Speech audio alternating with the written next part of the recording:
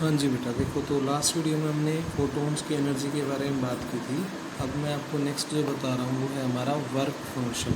ये हमारा next topic है, ठीक है। तो वर्क फंक्शन क्या होता है कि कंपैरेटिवली, अगर मान लो मैं बात कर रहा हूँ सरफेस की, देखो मैं उसी डायग्राम पर फिर से आ रहा हूँ जो मैंने अभी शुरू में आपको बताया था कि यहाँ मेटल सरफेस के ऊपर इलेक्ट्रॉन होते हैं, फोटोन डाले हमने, रेडिएशन डाली और इलेक्ट्रॉन निकल गए। तो ऐसा तो है नहीं कि सारे इलेक्ट्रॉन निकल जाएंगे, ठीक है ना। कुछ इलेक्ट्रॉन्स होते हैं जो कंपैरेटिवली लूजली बाउंड होते हैं, जो कि आपकी सरफेस के ऊपर हैं, उनको बोला जाता है फ्री इलेक्ट्रॉन। क्या बोला जाता है? Free electron. मैं फिर बता रहा हूँ, कंपैरेटिवली जो लूजली बाउंड इलेक्ट्रॉन है जो मेटल सरफेस के ऊपर प्रेजेंट है वो बाहर निकल जाते हैं और उन इलेक्ट्रॉन्स को बोला जाता है फ्री इलेक्ट्रॉन्स, ठीक है ना। उनको क्या बोला जाता है? फ्री इलेक्ट्रॉन बोला जाता है और इनका इजेक्शन होता है, ठीक है ना। तो इनको इजेक्ट करने के लिए जो मिनिमम एनर्जी की ज़रूरत पड़ती है, ठीक है ना, from the surface of metal, उसको बोलते हैं वर्क फंक्शन। मैं फिर बोल रहा हूँ, the minimum energy required to eject an electron from the surface of metal called work function. और इसको किस में मेजर करते हैं? ईवी। ईवी क्या है आपका? Electron volt. E stands for electron और वी स्टैंड्स फॉर वोल्ट। ये ऐसे ही लिखा जाता है, ई स्मॉल होता है, वी कैपिटल होता है, एज इट इज़ लिखते हैं इसको, ठीक है ना। पर एक बात का ध्यान रखना, अलग अलग मटेरियल्स के लिए इलेक्ट्रॉन वर्क फंक्शन सबका अलग अलग होता है। जैसे मैंने एग्जांपल लिखा है यहाँ पे पोटाशियम का, एक मिनट, हाँ जी, तो मैंने एग्जांपल लिया बेटा पोटाशियम का और कॉपर का। तो पोटाशियम का वर्क फंक्शन है 2.2 इलेक्ट्रॉन वोल्ट और कॉपर का वर्क फंक्शन है 4.5 इलेक्ट्रॉन वोल्ट, ठीक है ना। अच्छा, एक चीज़ और बता देता हूँ मैं आपको यहाँ पे, ऐसी कोई गारंटी नहीं है बेटा इस चीज़ की कि हम यहाँ पर फोटोन डालेंगे या रेडिएशन डालेंगे तो इलेक्ट्रॉन का इमिशन हो ही जाएगा। ऐसी कोई गारंटी नहीं है, कोई 1% भी ऐसी गारंटी नहीं है। हाँ देखो, अगर आपका फोटोन, देखो चलो मैं डायग्राम से बताता हूँ, एक मिनट। देखो भाई, मैं ये कह रहा हूँ कि आपके पास ये मेटल सरफेस है और यहाँ पर ये इलेक्ट्रॉन है जो कि सरफेस पर प्रेजेंट है और मैंने यहाँ पर कुछ रेडिएशंस डाली। तो इस रेडिएशन की जो एनर्जी है, अगर ये फोटोन उस एनर्जी को प्रॉपरली यूज़ कर लेते हैं, ठीक है ना। प्रॉपरली यूज़ करने का मतलब क्या है कि ठीक है, इस फोटोन ने एनर्जी इलेक्ट्रॉन को दे दी और ये इलेक्ट्रॉन अब बाहर आना चाहता है, पर बाहर आते वक्त अगर ये इलेक्ट्रॉन किसी और आयन से टकरा गया और अपनी एनर्जी उस आयन को दे दी तो इलेक्ट्रॉन का इमिशन नहीं होगा, ठीक है ना। इलेक्ट्रॉन का इमिशन 100% तभी हो सकता है जब ये इलेक्ट्रॉन खुद फोटोन की दी हुई एनर्जी का प्रॉपर यूज़ करे, अप्रोप्रिएट यूज़ करे, तब भी हम ये कहेंगे इट मे बी पॉसिबल। मैं एक वर्ड यूज़ कर रहा हूँ, it may be possible if electron use proper energy of the photon, ठीक है ना, coming from the radiations outside, ठीक है ना। जो भी रेडिएशन आउटसाइड से आ रही है, अगर वहाँ से इलेक्ट्रॉन उस एनर्जी का अप्रोप्रिएट यूज़ करता है, प्रॉपर तरीके से यूज़ करता है, लूज़ नहीं करता है उस एनर्जी को, तो हम ये कह सकते हैं कि हाँ, फिर इलेक्ट्रॉन का इमिशन पॉसिबल है। ऐसी कोई गारंटी नहीं है कि हमने रेडिएशन डाली और हमें इलेक्ट्रॉन मिल गया, इसकी कोई गारंटी नहीं है इस बात की, ठीक है। अच्छा, तो देखो अब यहाँ पर मैं एक वर्ड लिख रहा हूँ, चलो मैं वही बताता हूँ। देखो पहली बात तो ये जो हमारी एच न्यू है, एनर्जी ऑफ फोटोन, इसको बड़ा होना पड़ेगा किससे? फाई नोट से। फाई नोट किसका सिंबल है बेटा? वर्क फंक्शन का। मैं फिर बता रहा हूँ, वर्क फंक्शन क्या होता है? ये वो मिनिमम एनर्जी है जो इलेक्ट्रॉन को इमिशन के लिए हमें चाहिए। The minimum amount of energy required to eject an electron from a metal surface, ठीक है ना। तो जो फोटोन की एनर्जी है वो डेफिनेटली बड़ी होनी चाहिए, किससे? वर्क फंक्शन से, तभी इलेक्ट्रॉन का इमिशन पॉसिबल है। बट इसकी कोई गारंटी नहीं है, ठीक है ना। बट फिर ये कह सकते हैं it may be possible that electron emitted, electron का इमिशन हो जाए। अब देखो मैं एक चीज़ और यहाँ पे थोड़ा शॉर्टकट लिखा है मैंने कि अगर H new is greater then 5, अगर आपके पास एनर्जी ऑफ फोटोन की वैल्यू फ्रीक्वेंट वर्क फंक्शन से ज़्यादा है तो इलेक्ट्रॉन जो है, और फिर इलेक्ट्रॉन उसका यूज़ करे बेस्ट किसका? एच न्यू का। ओनली इट इज़ पॉसिबल तभी पॉसिबल है कि इलेक्ट्रॉन निकलेगा और उसकी कुछ ना कुछ काइनेटिक एनर्जी होगी। जो चीज़ मैंने अभी ओरली बताई वही मैंने यहाँ पर लिखी है कि अगर ये इस वर्क फंक्शन की वैल्यू वर्क फंक्शन से ज़्यादा है फोटोन की एनर्जी, तो इलेक्ट्रॉन का इमिशन पॉसिबल है। इलेक्ट्रॉन बाहर निकलेगा कब? जब इलेक्ट्रॉन अप्रोप्रिएटली प्रॉपर तरीके से उस एनर्जी का यूज़ करे और उसका लॉस ना करे, तभी आपका इलेक्ट्रॉन का इमिशन पॉसिबल होगा। ठीक है ना।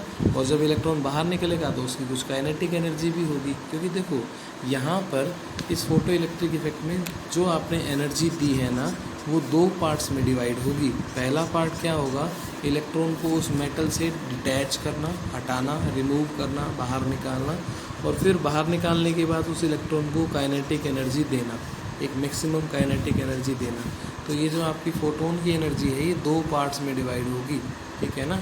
ये मैं फिर बता रहा हूँ, ये जो फोटोन की एनर्जी है ये 2 काम करेगी। एक तो उसको बाहर निकालेगी, किसको? इलेक्ट्रॉन को, और दूसरा उसको काइनेटिक एनर्जी देगी। तो ये फोटोन की एनर्जी 2 पार्ट्स में डिवाइड होगी, और ये तभी पॉसिबल है जब वो इलेक्ट्रॉन अप्रोप्रिएटली उस एनर्जी का यूज़ करेगा, प्रॉपर तरीके से उस एनर्जी का लॉस नहीं करेगा। ठीक है। चलो नेक्स्ट पर आते हैं। तो हमारे पास कितनी तरह के इमिशन है मैं अब आपको ये बता रहा हूँ। ठीक है ना। हमारे पास वैसे तो बहुत तरह के हैं, पर मैं यहाँ पे 4 डिस्कस कर रहा हूँ। पहला है हमारा थर्मो आयनिक इमिशन, यानी मेटल सरफेस को, ये मेटल सरफेस है, इसको हम हीट एनर्जी देंगे और हीट एनर्जी से इलेक्ट्रॉन का इमिशन होगा। इसको बोलते हैं थर्मो आयनिक इमिशन। ठीक है ना। एक होता है हमारा फील्ड इमिशन, जिसमें क्या होगा? मेटल को एक हाई इलेक्ट्रिक फील्ड में रखेंगे और फिर वहाँ मेटल सरफेस से कुछ इलेक्ट्रॉन का इमिशन होगा। ठीक है। और उसके बाद नेक्स्ट है हमारा फोटो इलेक्ट्रिक इफेक्ट। और फोटो इलेक्ट्रिक इफेक्ट क्या होगा? जिसमें अभी तो मैंने बताया आपको कि मेटल सरफेस के ऊपर फोटोन या रेडिएशंस डालेंगे और वहाँ से इलेक्ट्रॉन का इमिशन होगा। ठीक है ना। ये मैं आपको जस्ट ओवरव्यू दे रहा हूँ कि इस तरह से इमिशन पॉसिबल है। एक होता है इलेक्ट्रॉन इमिशन। इलेक्ट्रॉन इमिशन में क्या होगा? एक प्राइमरी इलेक्ट्रॉन होगा, बहुत ही हाई स्पीड से मेटल से स्ट्राइक करेगा। यानी देखो ये आपके पास मेटल है, प्राइमरी इलेक्ट्रॉन यहाँ पर आया, इससे स्ट्राइक करेगा और इसके सरफेस से इलेक्ट्रॉन को निकालेगा। ठीक है ना। तो इसको बोलते हैं इलेक्ट्रॉन इमिशन। एक होगा प्राइमरी इलेक्ट्रॉन जो स्ट्राइक कर रहा है, और एक होगा आपका सेकेंडरी इलेक्ट्रॉन जो मेटल सरफेस से निकल रहा है। तो अभी जो मैंने आपको इक्वेशन बताई, ये वाली देखो क्या इक्वेशन बताई मैंने, h nu is equal to phi naught plus kinetic energy maximum. ये आपकी आइंस्टीन की फोटो इलेक्ट्रिक इक्वेशन है, बड़ी इंपॉर्टेंट इक्वेशन है। जहाँ तक मुझे याद आ रहा है इनको नोबेल प्राइज़ भी दिया गया था इस बारे में। H nu is equal to phi naught plus kinetic energy maximum. ठीक है ना। ये आपके पास आइंस्टीन की फोटो इलेक्ट्रिक इक्वेशन है। ठीक है ना। तो इसको थोड़ा मोल्ड करके लिख दिया। मोल्ड करके कैसे लिख दिया देखो मैंने, ये जो h nu minus phi naught है इज इक्वल टू क्या हो जाएगा? काइनेटिक एनर्जी, यानी फोटोन की एनर्जी है, उसमें से हमने कुछ एनर्जी इलेक्ट्रॉन को इजेक्ट करने में लगा दी, बाकी जो एनर्जी बच गई वो इलेक्ट्रॉन को क्या प्रोवाइड करा देगी? Kinetic energy. यानी 100 रुपये थे, 10 रुपये तो एक जगह खर्च कर दिए, बाकी बचे 90, वो 90 के 90 सारे किसी दूसरे काम में लगा दिए। ठीक इसी तरह से जितनी भी एनर्जी थी उसका कुछ हिस्सा तो हमने वर्क फंक्शन के लिए यूज़ कर लिया, और बाकी जो बची हुई थी वो कहाँ पे चला गया? वो सारा का सारा इलेक्ट्रॉन को काइनेटिक एनर्जी प्रोवाइड करा रहा है। ठीक है ना। ये इक्वेशन है, ये हमारी आइंस्टीन की फोटो इलेक्ट्रिक इक्वेशन है। तो ई की वैल्यू क्या आती है हमारे पास? एच इंटू न्यू या H into frequency. H Planck's constant है माइनस फाई नोट, और फ्रिक्वेंसी को क्या लिख सकते हैं? सी बाय लैम्डा लिख सकते हैं, तो वो लिख दिया हमने। ठीक है। अब देखो एक बड़ी इंपॉर्टेंट बात बता रहा हूँ, जो हमारे पास काइनेटिक एनर्जी होगी ना, उस काइनेटिक एनर्जी की वैल्यू 0 से लेकर ई माइनस फाई तक लाई करेगी, क्योंकि सीधी सी बात है बेटा, काइनेटिक एनर्जी को काइनेटिक यानी इलेक्ट्रॉन को ट्रैवल करने के लिए एनर्जी कहाँ से मिल रही है? वो बची हुई एनर्जी ही तो है ना, जो वर्क फंक्शन होने के बाद, यानी इलेक्ट्रॉन के इमिशन के बाद, इलेक्ट्रॉन के इजेक्शन के बाद जो एनर्जी बच गई फोटोन के पास, वही एनर्जी तो आपको फोटोन को दी जा रही है ना। सबसे पहले तो फोटोन को निकाला जा रहा है मेटल सरफेस से, और निकालने के बाद उसको काइनेटिक एनर्जी दी जा रही है। तो काइनेटिक एनर्जी कहाँ से, कौन सी है, वही जो बची हुई एनर्जी है, जो कहाँ से बची, फोटोन की जितनी एनर्जी थी उसकी बची हुई एनर्जी। कौन सी बची हुई, इलेक्ट्रॉन को निकालने के बाद। तो इलेक्ट्रॉन को निकालने के बाद जो एनर्जी बची वही किसके लिए रिस्पॉन्सिबल है, काइनेटिक एनर्जी के लिए। तो काइनेटिक एनर्जी की वैल्यू 0 या E-5 के बराबर होगी, ठीक है ना, या इन दोनों के बीच में लाई करेगी। अच्छा, नेक्स्ट देखो, अब मैं आपको बता रहा हूँ थ्रेशोल्ड फ्रीक्वेंसी। थ्रेशोल्ड फ्रीक्वेंसी क्या होती है बेटा, थ्रेशोल्ड का मीनिंग होता है मिनिमम या एक कंडीशन, या कम से कम इतना या ज़्यादा से ज़्यादा इतना। थ्रेशोल्ड का मीनिंग तो ये होता है। अब थ्रेशोल्ड फ्रीक्वेंसी का मीनिंग क्या होगा कि वो मिनिमम फ्रीक्वेंसी। अब देखो बेटा, यहाँ पर मिनिमम को फील कर लो थोड़ा सा। कैसे, मैंने बोला आपको कि E=H न्यू होता है, और मैं ये कह रहा हूँ कि H न्यू नोट ले लो, ठीक है ना, मतलब फ्रीक्वेंसी मिनिमम ले ली मैंने, और वो मिनिमम फ्रीक्वेंसी, अब मिनिमम फ्रीक्वेंसी है, इसके बावजूद भी इलेक्ट्रॉन का इमिशन हो रहा है, ठीक है ना। ठीक है, ये बात तय है, इस चीज़ को थोड़ा सा फील कर लेना, बस यही यहाँ इस चैप्टर का मेन, फोटो इलेक्ट्रिक इमेज का मेन कॉन्सेप्ट है क्या, कि ये मिनिमम एनर्जी है, इलेक्ट्रॉन का इमिशन यहाँ से पॉसिबल है, ठीक है ना। हाँ, अगर मान लो मैं ले लेता हूँ E1=H μ1, और यहाँ पर μ1 की वैल्यू बड़ी है किससे, μ0 से, ठीक है ना। तो अब फोटोन की एनर्जी ज़्यादा है, फोटोन की एनर्जी ज़्यादा है, तो इलेक्ट्रॉन का इमिशन तो अब भी होगा, पर इस वक्त μ1 एनर्जी ज़्यादा होने की वजह से आपका क्या हो जाएगा, काइनेटिक एनर्जी बढ़ जाएगी। ये देखो, ये इक्वेशन आपकी बोल रही है, ये बात कैसे बोल रही है कि जो काइनेटिक एनर्जी है वो H μ-5 है। तो इलेक्ट्रॉन को निकालने के लिए तो उतनी एनर्जी लगने वाली है, क्योंकि मेटल हमारा सेम है। तो अब जो एक्स्ट्रा एनर्जी बच गई वो इस इलेक्ट्रॉन को काइनेटिक एनर्जी प्रोवाइड कर देगी। तो मैं एक बार फिर बता रहा हूँ, मैंने क्या बताया आपको कि वो मिनिमम फ्रीक्वेंसी का मतलब वो मिनिमम एनर्जी जो इलेक्ट्रॉन का इमिशन कर पा रही है। तो थ्रेशोल्ड फ्रीक्वेंसी क्या होगी, वो मिनिमम फ्रीक्वेंसी किसी भी फोटोन की किसी पर्टिकुलर मेटल के लिए, हर एक मेटल के लिए थ्रेशोल्ड फ्रीक्वेंसी अलग अलग होती है। तो किसी पर्टिकुलर मेटल के लिए वो मिनिमम फ्रीक्वेंसी जहाँ पर इलेक्ट्रॉन का इमिशन पॉसिबल हो, उसको हम बोलेंगे थ्रेशोल्ड फ्रीक्वेंसी। हाँ, अगर मैं फ्रीक्वेंसी बढ़ा देता हूँ, फ्रीक्वेंसी बढ़ा दूंगा तो एनर्जी बढ़ जाएगी। एनर्जी बढ़ जाने से इलेक्ट्रॉन का इमिशन तो होगा, पर साथ साथ अब जो इलेक्ट्रॉन निकलेगा उसकी काइनेटिक एनर्जी पहले वाले से क्या होगी, ज़्यादा होगी, ठीक है। देखो, तो अभी मैंने इसी चीज़ को लिखा, energy is greater than equal to 5। Energy क्या है, HF greater than equal to 5, F क्या है, greater than equal to 5/h। तो मिनिमम के लिए क्या हो जाएगा, 5H is equal to F0 हो जाएगा। तो यहाँ से फाई की वैल्यू आ गई हमारे पास HF0, यानी कि ये फाई क्या है, अब हमारा ये मिनिमम वर्क फंक्शन हो गया किसी पर्टिकुलर मेटल के लिए। ये क्या हो गया, आपका मिनिमम वर्क फंक्शन हो गया ना, क्योंकि यहाँ पर फ्रीक्वेंसी क्या है, मिनिमम है, यानी इतनी हमें इतनी एनर्जी तो हमें चाहिए ही चाहिए इलेक्ट्रॉन को इजेक्ट करने के लिए। ये हो गया हमारा मिनिमम वर्क फंक्शन, इतनी हमें मिनिमम एनर्जी चाहिए, तभी हमारा इलेक्ट्रॉन का इमिशन पॉसिबल है, अदरवाइज पॉसिबल नहीं है, ठीक है। चलिए, तो नेक्स्ट पर आते हैं। अब देखो अब मैं इसी चीज़ को ग्राफ से बता रहा हूँ आपको कि जो काइनेटिक एनर्जी है बेटा, आपकी काइनेटिक एनर्जी मैक्सिमम कब होगी आपकी। काइनेटिक एनर्जी मैक्सिमम का मतलब है E-5, ठीक है ना। जितनी एनर्जी थी उसमें वर्क फंक्शन हमने माइनस कर दिया, जो बची हुई एनर्जी वो मैक्सिमम काइनेटिक एनर्जी को रिप्रेजेंट करेगी। तो EHF होता है, और फाई की वैल्यू अभी हमने निकाली HF0, क्योंकि इतनी एनर्जी तो कम से कम देनी ही पड़ेगी।